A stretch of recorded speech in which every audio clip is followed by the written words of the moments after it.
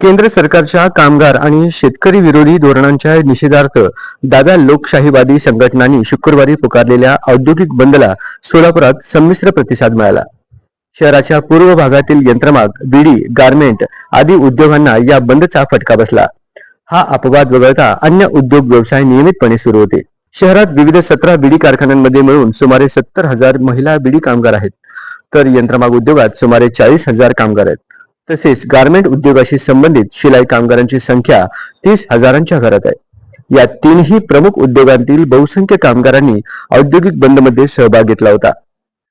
माकप, सीटू आदी डाव्या लोकशाहीवादी संघटनांचे नेते माजी आमदार नरसय्या आडम मास्तर यांच्या नेतृत्वाखाली सोलापुरात पुकारलेल्या औद्योगिक बंदला 100% प्रतिसाद मिळाल्याचा दावा सीटूचे राज्य सरचिटणीस एम.एच. शेख यांनी केला.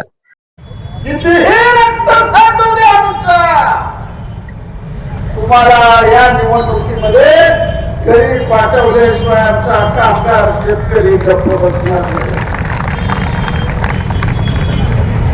आज काय बीडी कामगाराची अवस्था आहे. तुम्हाला पाहिजे या देशामध्ये 65 लाख बिड्या महिला बीडी बनणार आहे. मनमोहन सिंगचं सरकार असताना 1,000 बिडीवर 16 रुपये टॅक्स होता. आता किती टॅक्स केलं मोदी साहेबांनी माहिती? 1,000 बिडीवर 183 रुपयापासून 200. दुपारी दत्तनगर लालबावठा कार्यालयापासून कामगारांचा जिल्हाधिकारी कार्यालयावर मोर्चा नेण्यात आला. गेली 8 वर्षे निष्क्रिय राहिलेल्या बीडी कामगार कल्याणकारी मंडळाचा गरजू बीडी कामगारांना लाभ मिळत नसल्याबद्दल आडम मास्तर यांनी संताप व्यक्त करीत हे कल्याणकारी मंडळाचे पुनरुज्जीवन करण्याची मागणी केली.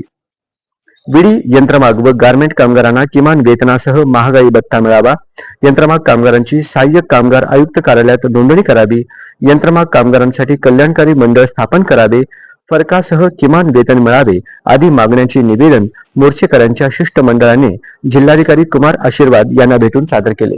मंदिर बांधल्यावर भारतात काय फायदा होणार मला काही समजणार जिथं मंदिर दिसेल तिथं नारळ फोडण्याची प्रवृत्ती आपल्या लोकांमध्ये आहे. मी तुम्हाला सांगतो, कुठेही जावा की त्याला आपण जर बघू फासला लोक तिथे येतात, नमस्कार करतील, नारळ फोडतील, जातील, असा प्रकार. आता कुठं जायचं तिथं जावा, पण त्याचा प्रसाद काही त्याला मिळणार.